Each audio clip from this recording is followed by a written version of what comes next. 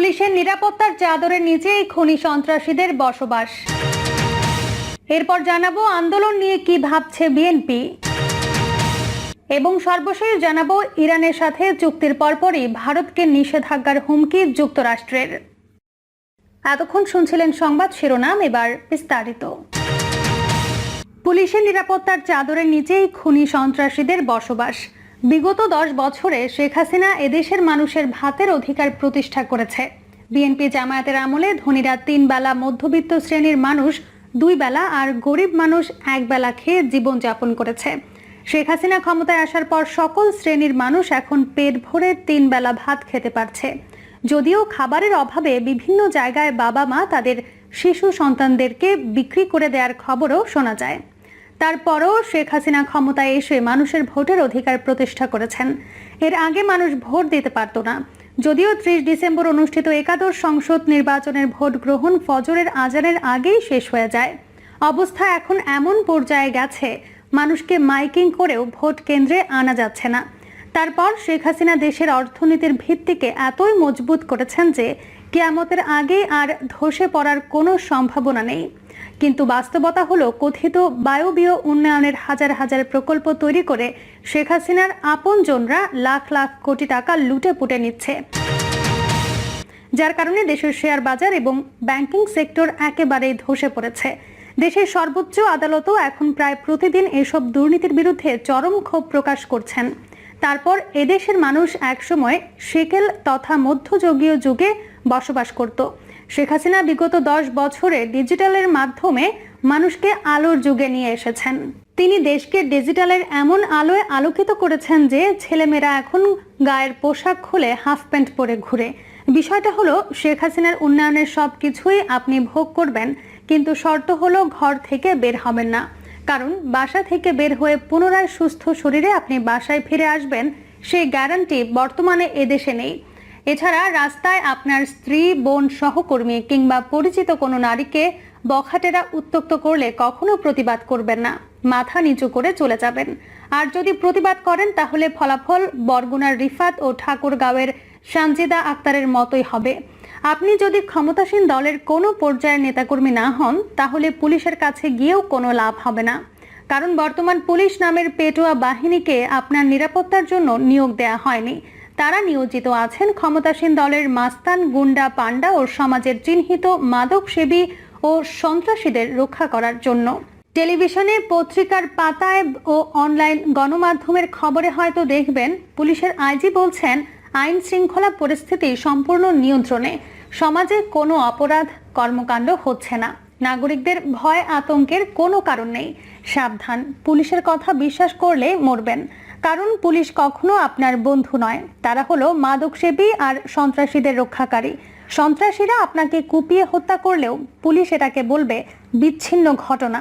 আইন শৃঙ্খলা পরিস্থিতি নিয়ে পুলিশের দাবি যে মিথ্যা, এখন সেটার প্রমাণ দিচ্ছি।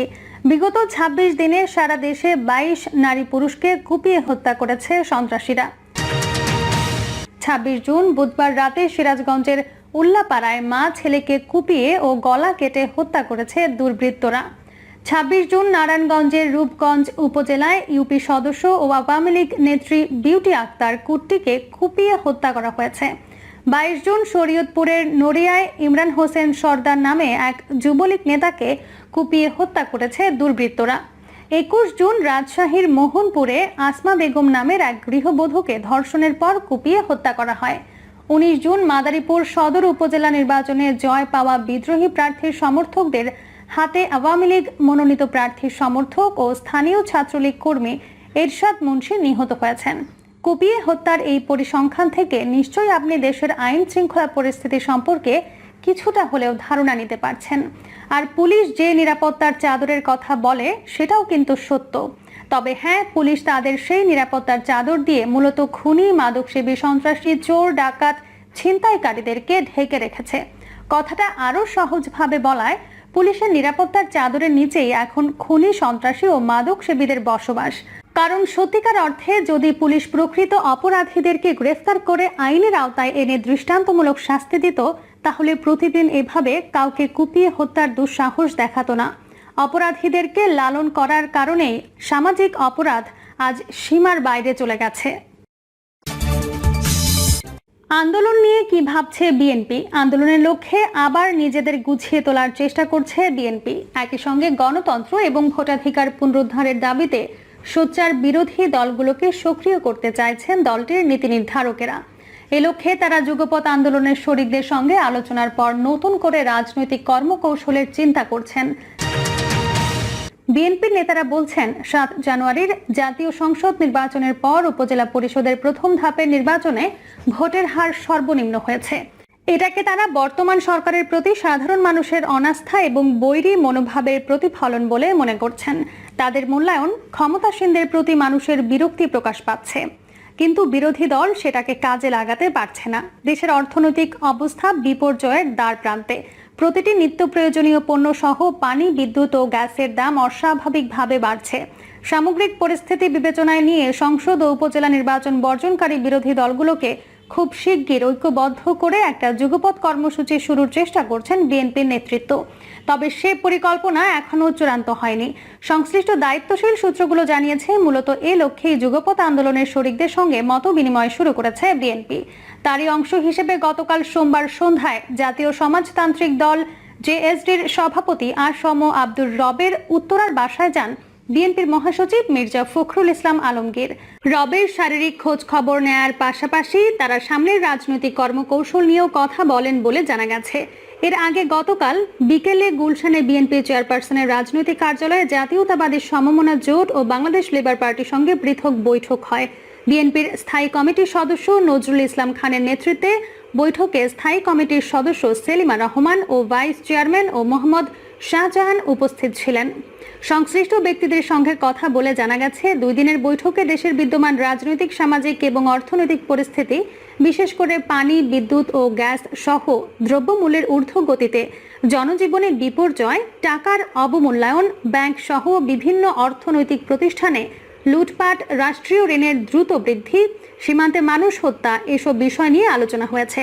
সর্বক্ষেত্রে বিরাজমান নেতিবাচক পরিস্থিতিকে কিভাবে কাজে লাগানো যায় তার উপায় খুঁজে বের করার দিকে জোর দিয়েছেন নেতারা। অবশ্য গতকালের বৈঠকের পর নজরুল ইসলাম খান সাংবাদিকদের বলেন, এই বিষয়গুলোতে জনগণকে সম্পৃক্ত করে কিভাবে অগ্রসর হতে পারি সে ব্যাপারে আমরা একমত হয়েছি। আজ মঙ্গলবার অধিকার পরিষদ ও গণতান্ত্রিক বাম ঐক্যের সঙ্গে পৃথক বৈঠক রয়েছে। এরপর গণতন্ত্র মঞ্চের সঙ্গে বৈঠক হবার কথা রয়েছে।